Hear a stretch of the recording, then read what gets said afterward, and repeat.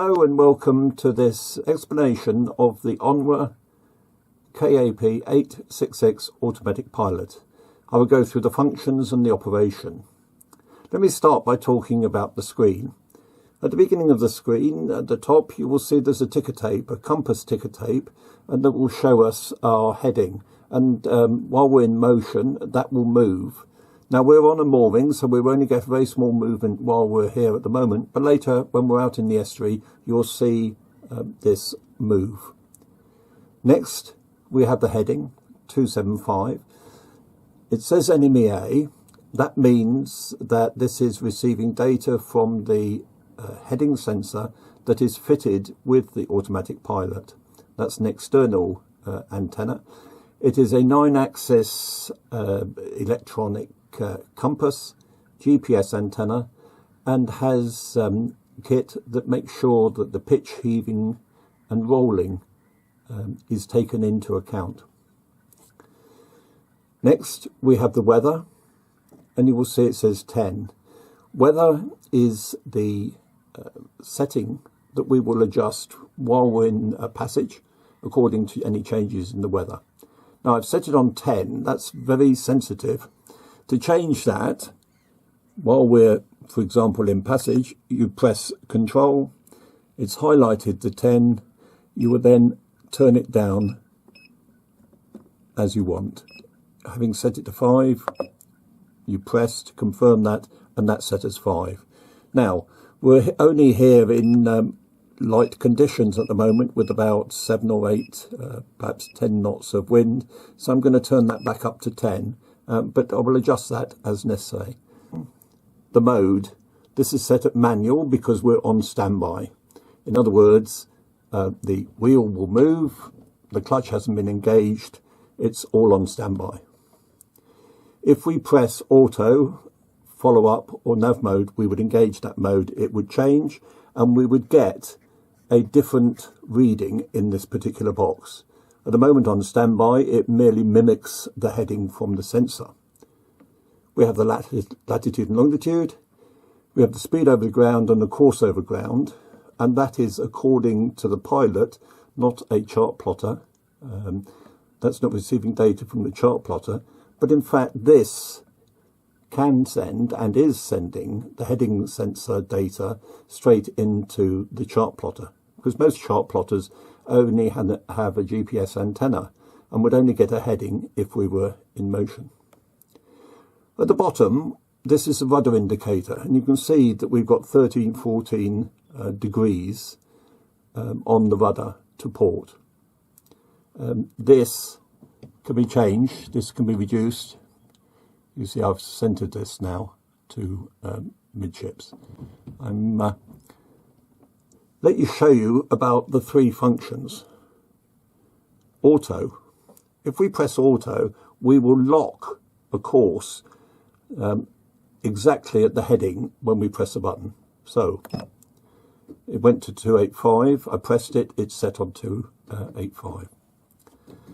The steering is locked, the pilot is in control of this. Now, if we wanted to alter the course and say put 10 degrees of port on, we just turn this. Well, let's turn it to 270. Now, while we're on the mooring, there's not much action, but you just see that it's trying to find a couple of degrees. If we put a more severe course on there, while we're stationary, we won't get a lot of rudder action, but it is reflecting to port that our course is there. Note that we've got off-course alarm sounding because we're more than 20 degrees. I've set this at 20 degrees to sound that alarm. Okay, let's go back to 286. We've centered the rudder. So we can just simply change the course that we want by that button. We can use either the arrows to increase or decrease those as well. Right, if we go to standby, let me show you about follow-up. I'm going to put 20 degrees of port. If I now press follow up locks the steering and it defaults to 0. So the steering is locked. If we're motoring on the boat or sailing in the boat, the rudder would be locked on amidship as 0. We can put 5 degrees of port. You'll see that it's got to 4 degrees there. There's slight movement because obviously there's a little bit of play in the mechanical setup for the steering. We can go back to 0 to go centre. We could go whatever we want, 10 degrees to starboard. And we can go back to 0. Now, one advantage for a yacht where the follow-up could be if you're single-handed, you're going up to pick up a mooring, you want the rudder to be locked when you're leaving the helm and going up to pick up the mooring, you could just press follow-up and it will be set on 0. Or alternatively, if you are heaving to and you want to put the helm up to windward, to complete the heave to process, you can just put over whatever degrees you want to put on the rudder to balance the heave to process. Okay, we'll put that back to 0. Finally, we have nav mode. Nav mode will only operate in conjunction with a chart plotter or other navigational device. We have to have an active waypoint or route from the chart plotter. If there is no active waypoint on the chart plotter or no active route, if we press nav mode, this would default to 0 and we would steer to north. Now, I have already set up a waypoint, so if I now press nav mode, you see it says bearing 009 is the 009 is the waypoint, and the bearing is saying it's 127. Note that we put 15 degrees of helm automatically because our heading is on 277 while we're on the mooring, and the waypoint is to our port.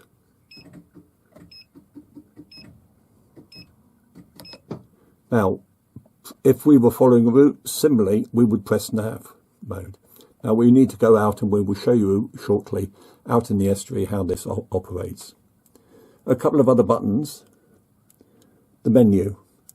If we press the menu once, it would give you the option to set the rudder limits.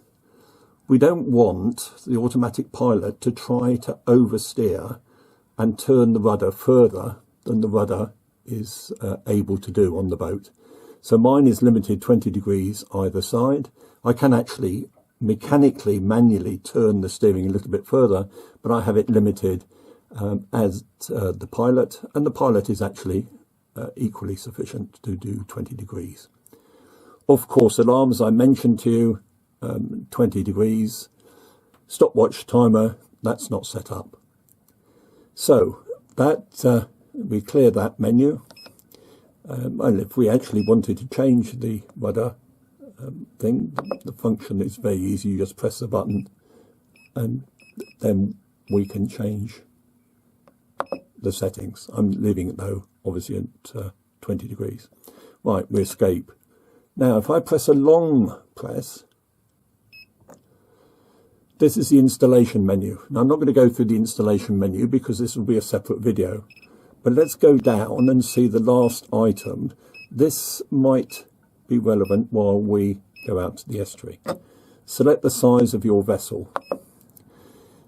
This gives us the option to setting the rudder ratio, counter rudder ratio, and the auto trim. Auto trim is set on 5, that's midships. Auto trim is to set and learn automatically any bias on the rudder. So say, for example, the propeller action wants to add a couple of degrees to steer straight because of the prop wash, then the auto trim would learn that. The rudder ratio is about setting to steer straight. Now I've set this on 1, and we will look and see how that performs when we go out in action. Now next I'm going to go for counter rudder, and I'm going to change this to 5. I'm going to put this the mid setting, and then we'll see how we perform on counter rudder while we do that. Okay, that's the basic function. The power, the escape is clearing any menu issue. The menu we've gone through, and the control button is for setting the weather. Now, I think it's time to go out into the estuary and have a look.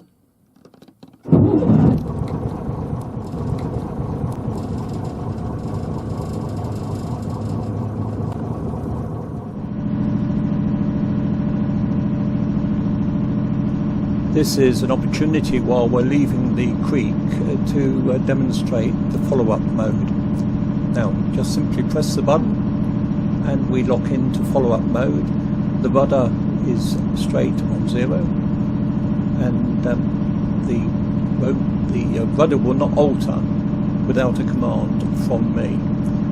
Note that the creek has a slight bend, so we need to adjust this. This is adjusting only 1 degree. And I should mention that the lens on the camera does distort how close we are. We are actually well clear of that yacht. Now, it is not a recommended practice to use an automatic pilot in these confined waters, but we're in very benign conditions, and I'm able to move to standby within less than a second, so I'm able to just demonstrate this. Note how easily it is to alter 1 or 2 degrees either way. If we had a remote control unit, which I don't have, we could obviously steer as we're going along on this. Very convenient, very calm, very well organised.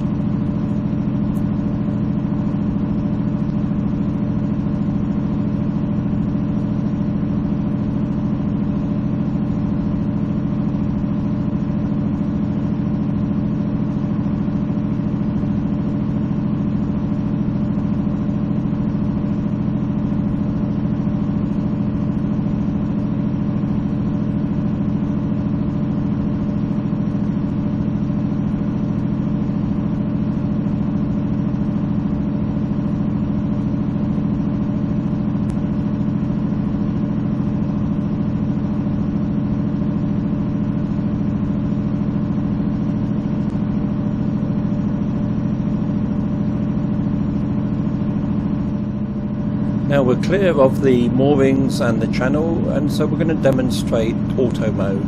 Simply, we press the button. That locks the course of the heading, on this occasion 194 degrees, and that's now locked in.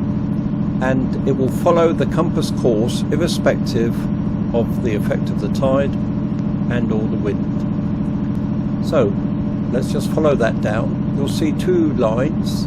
A solid line, which is the course over the ground, and a dotted line, which is the heading from the boat. There's a difference of perhaps 4 or 5 degrees, and that's simply because the tide effect that's going from the port side to the starboard.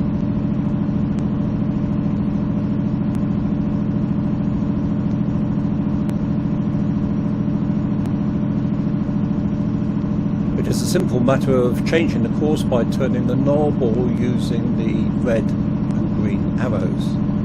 Now the next thing we need to do is to organise a route. So let's go to the chart plotter and call up a previously pre-prepared route.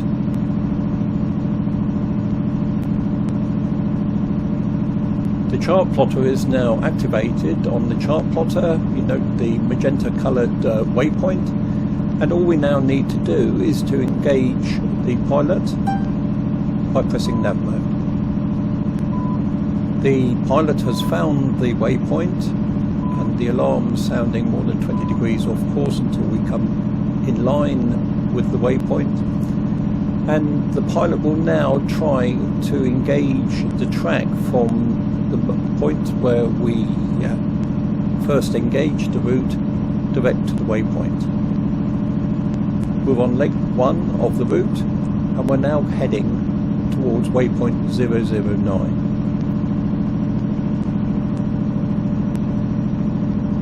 As the pilot engages the track from that original position, so all our lines will coincide aiming to the waypoint, and we'll just then continue forward to 009. Observe as we go the performance of the pilot. Calm steering, assured confidence towards the waypoint. Let's just have a look at the conditions. You can see it's very calm here. Let's check on the weather.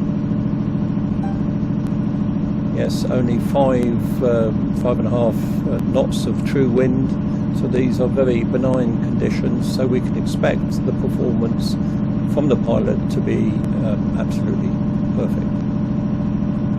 Let's look at some other screens on the chart plotter. This is the depth. There's no fish, one solitary fish, not very good here.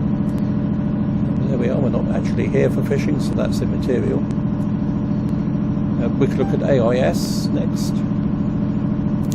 There are 2 targets which are behind us, so that's safe. There's nothing coinciding with us, so that's good. And now let's go back to the highway. This will show us the cross-track error from our current point to the 009 waypoint. It will tell us also the distance, 0.2 nautical mile. The plotter will regard having achieved that waypoint when we're within 0.01 of a nautical mile. Okay, let's go back to the chart plotter screen. Here we are now, we've regained on that line.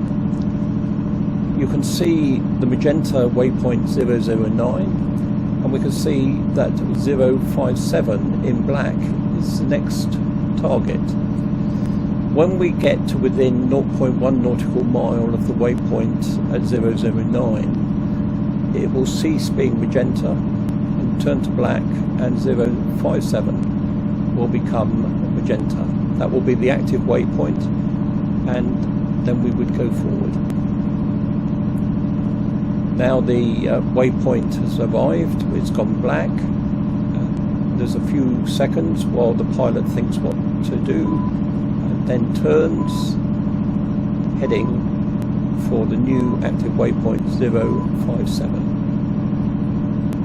A calm turn. Note that there's very little, if anything, need to recorrect the course, and that's a sign of a good performance on the counter rudder ratio. That shows that I've got that set correct at the moment. Note also we've got a straight line on the previous leg, and that is also a good sign that the ratio for the rudder is also pretty accurate. These are in benign conditions. These are good times to test this. Now on leg 2 of the route, we're heading towards 057.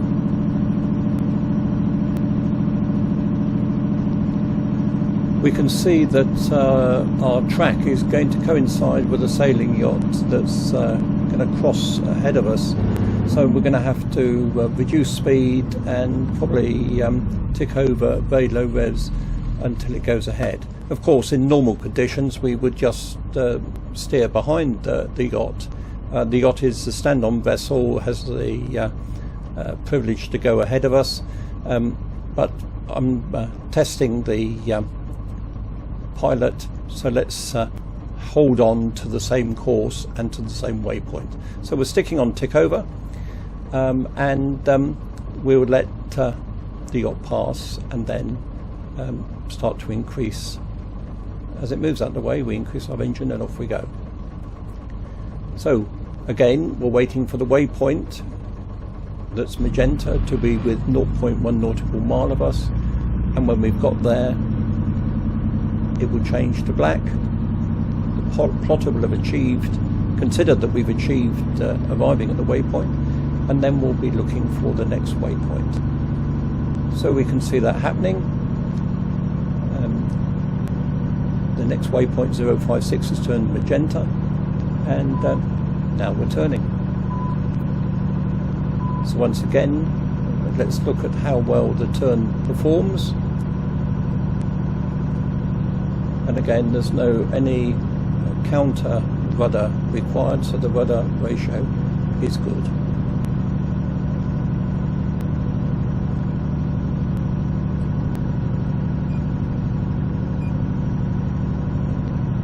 While we're heading for waypoint 056, while we're seeing that the performance down that leg, let's just consider about weather conditions, and the setting that the pilot has.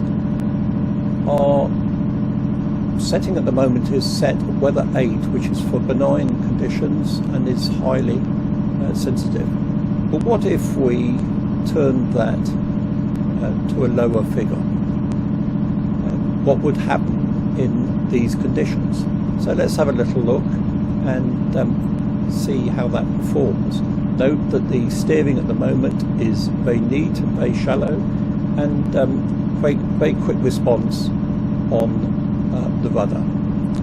But let's now go and look at the setting. Onto the control button, alter the settings. Let's turn this to 1. It's the other end of the street. Press the button and let's see what happens.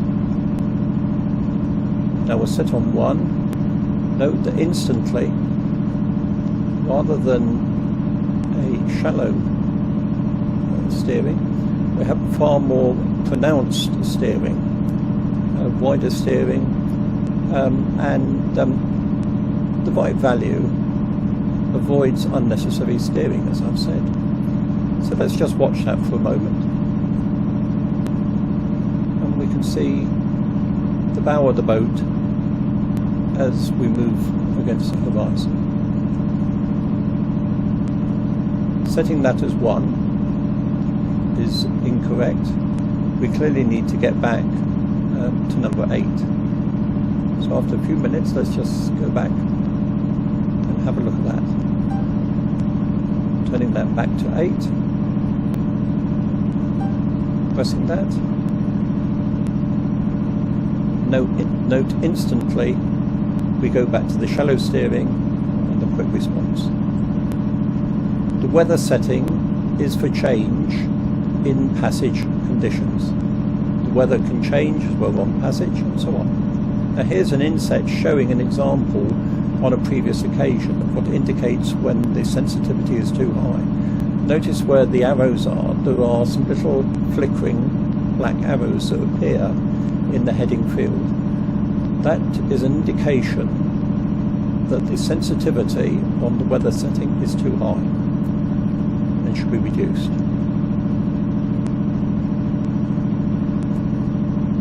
Not extreme in these conditions, but certainly more extreme than today. So let us get back onto our track, heading towards 056, and we'll see how we make progress.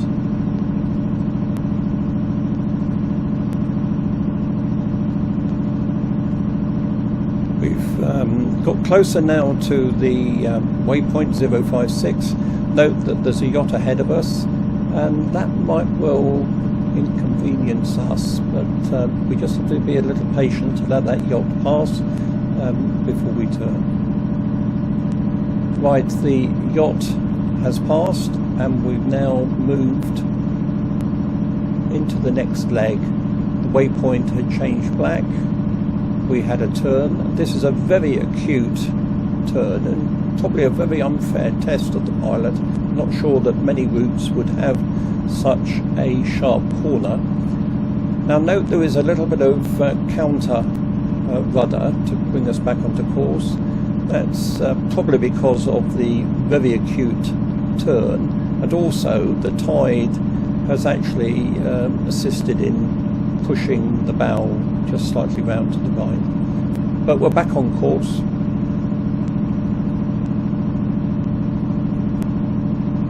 We're closing now on the final waypoint, which is 009 again. That's our destination waypoint. We will see that we've got a cross-track error of 0.03 of a nautical mile, and indeed we've got 0.2 of a nautical mile, just less than 0.02 of a nautical mile to the destination waypoint.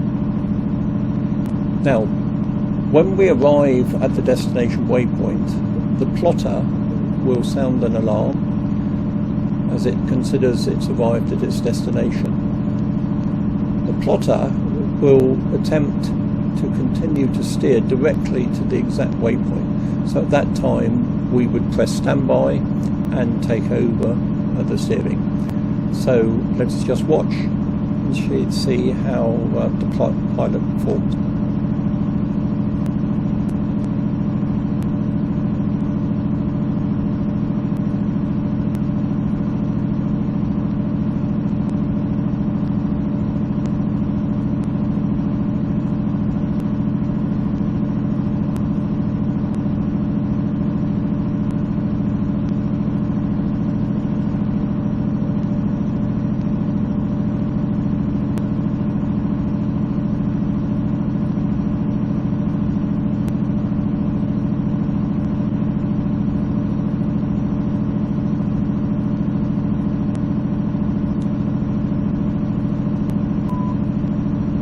The alarm has gone on the plotter, and note instantly that the pilot steered very directly to the waypoint. I went immediately to standby, and I'm now going to cancel the alarm by closing down the active waypoint on the chart plotter.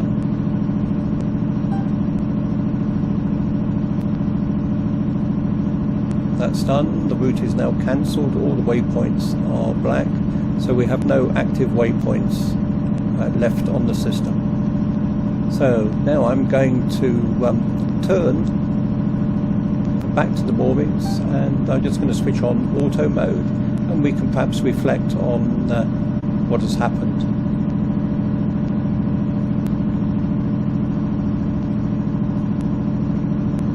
An opportunity for a bit of reflection. The track and turns on the route struck me as very good. Demonstrating the weather settings shows the difference very simply and very easily. Generally, my opinion is that this is a very good bit of kit. The Pilot and both the KM, the multifunctional display from Onwa, I purchased through Aves Marine Limited, who are the UK distributors.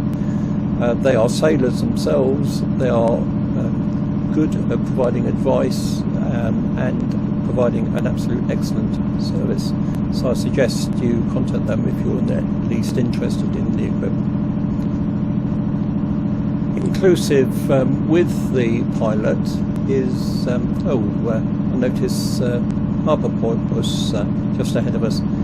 Inclusive with the Pilot is the control unit, obviously, which you've seen. A heading sensor, which is a 9-axis electronic compass and GPS antenna combined, together with a mounting. A rudder feedback unit, ample cable to connect the feedback unit and the control unit, power cable, and of course manual. So that's all inclusive. It's a very flexible unit. I use a 1970s mechanical drive unit, and the Pilot drives that absolutely efficiently. So it's good whether or not it's old equipment or modern equipment. I hope the video has been useful. I hope you find it helpful. I hope indeed you enjoy it.